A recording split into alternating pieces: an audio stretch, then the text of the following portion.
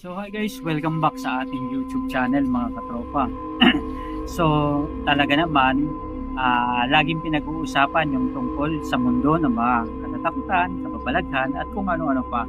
Isa sa mga kwento na talaga namang patok na laging pinag-uusapan mga katropa ay tungkol dun sa kwento tungkol sa mga aswang, lalong-lalo na pagdating ng piyestahan. So ngayong araw na to, pag-uusapan natin aswang. Yan ang pinakasikat na kwento ng kababalaghan dito sa Pilipinas. So ang ikukwento ko ngayong araw na to mga katropa is yung tungkol sa karanasan ko dun sa tinatawag nila na ik-ik. So yung bata pa ako, mahilig kasi kaming mamiesta at umasyal kung saan-saan. So isang beses nayaya ako na mamiesta dito sa party ng Quezon. Beses mga katropa, nayaya ako na mamiesta dito sa bayan ng Tiaong. Ang Tiaong kasi noon hindi pa katulad ngayon na maunlad na, marami ng mga malls, marami ng mga kalsada, meron ng mga diversion road. Dati hindi ganoon. Dati mapuno, magubat, at talaga namang yung bahay layo-layo. So isang beses mga katropa na miesta kami. And sa pamimiesta namin, meron kaming kasama na buntis, dalawang bata, which is kasama rin ako, bata pa ako noon. And maliban sa dalawang bata, meron kasama pa ako, and isang lalaki, yung asawa niyong buntis, and isa pa na binatilyo. So ibig sabihin, 6 kami mga katropa na magkakasama. And nakarating kami ng Tiaong mga 6 o'clock ng gabi.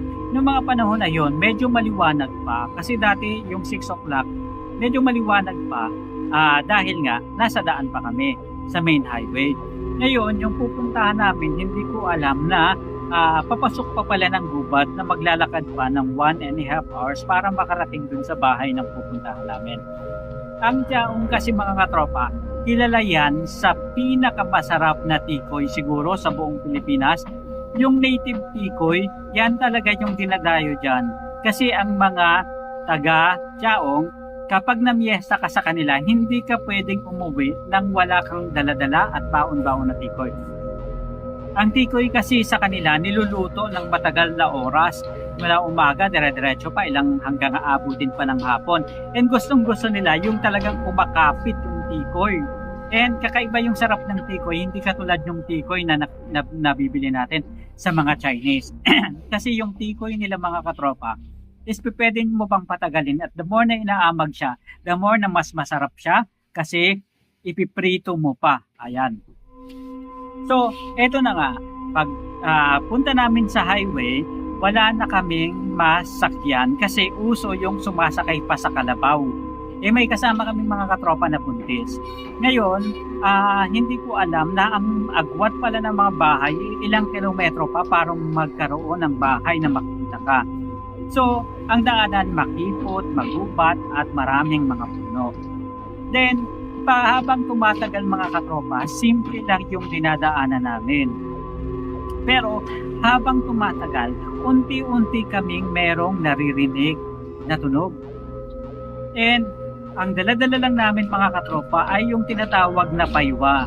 Ito mga katropa, yung dahon ng puno ng nyug na na binabalot na ganyan, tapos yun yung sisindihan. Kasi dati, uso yung flashlight, pero isa lang yung dala namin na flashlight at masyadong mahina. Hindi niya kaya yung sobrang kadiliman ng gubat. Kaya, uso yung merong mga dahon ng puno ng nyug, and yun yung sisindihan at sisilaban, yun yung hawak-hawak namin na sulo. Ngayon, habang tumatagal kami mga katropa, papasok ng papasok, padilim ng padilim, unti-unti kaming nakakaramdam ng lamig. And maliban sa malamig na simoy ng hangin, na mararamdaman mo talaga yung hampas ng hangin sa iyong mukha, and gano'n na rin mga katropa, nakakakilabot. Kasi nga, sobrang dilim and sobrang lamig. Plus, meron pang mga pangilan-ilan na alulong ng mga aso. And maliban dyan, isang bagay na talagang nakakapagtaka, yung ik-ik na tinatawag mga katropa, habang tumatagal, lumalakas ng lumalakas yung tunog na nararamdaman namin at naririnig. Ik, ik, ik, ik, ik. Hanggang sa paraminan ng mga parami. Mga katropa, kinikilabutan ako sa kwento na to. And hanggang sa sabi yung lalaki ni yung tito yung tawag namin pero hindi namin kamag-anak mga katropa, kapitbahay lang actually namin.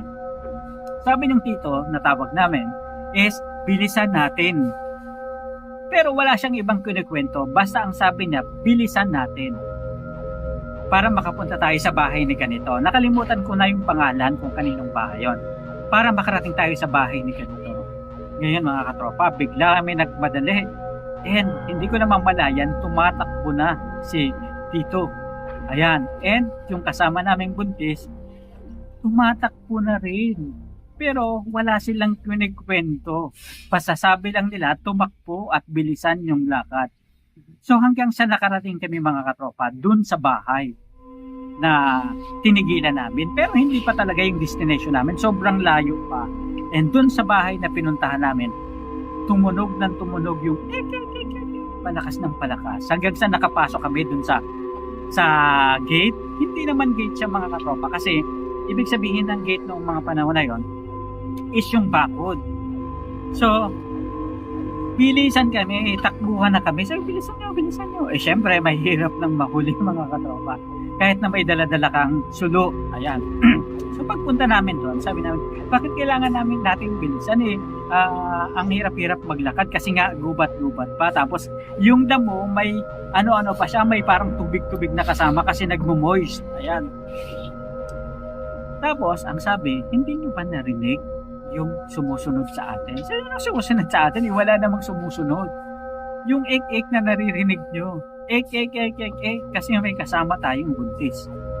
Yun lang mga katropa, lalo kaming kinabahan. Sabi nila, aswang daw yung ganon, pero in the version of ek-ek. Kasi yung ek-ek is yun daw yung gustong-gusto nilang yung amoy ng buntis at saka ng bata. Kasi napakabango raw yun sa kanila mga katropa. And yung ek-ek is, sabi ko, bakit naman tayo susundan? Nakadamit naman. Yun pala mga katropa, yung half sleeve, uso kasi yun parang saya siya na sinusuot sa loob ng saya pa ng girls na tapos yun pala, hinubat yung kasama namin na buntis. At yun pala yung pinangpatong sa ulo niya para hindi siya mahamugan.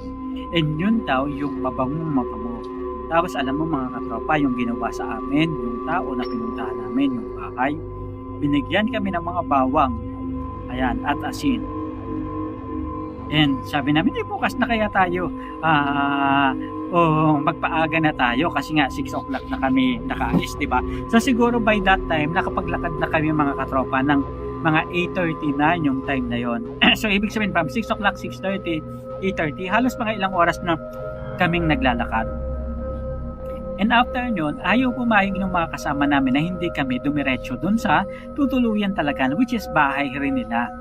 Tutuluyan talaga o pamimiestahan namin. Kasi nga, sabi nila, merong concert yung artista.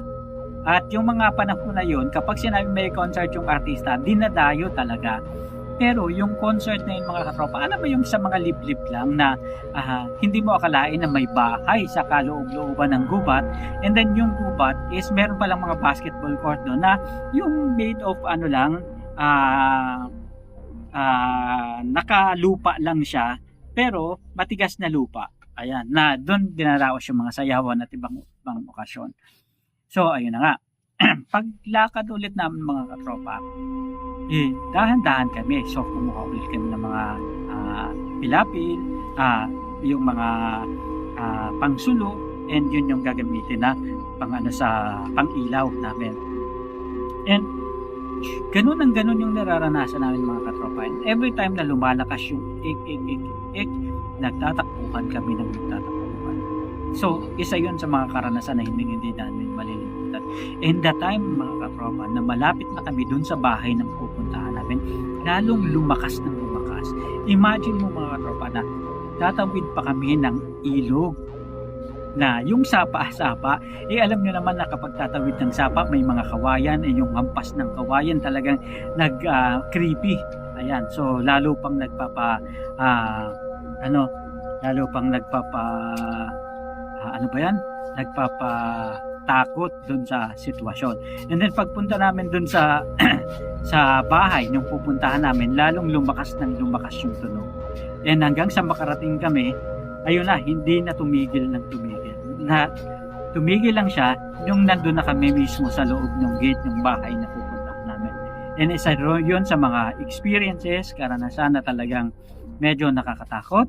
Pero at least kapag binabalikan, is para bang may challenge, ano?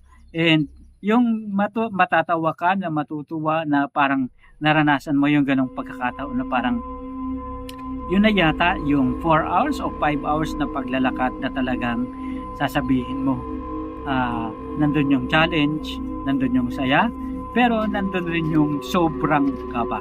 Ayan, yan yung kwento ng cake, mga katropa. So samahan nyo ako sa susunod na kwentuhan natin dito pa rin sa YouTube channel. Sa muli.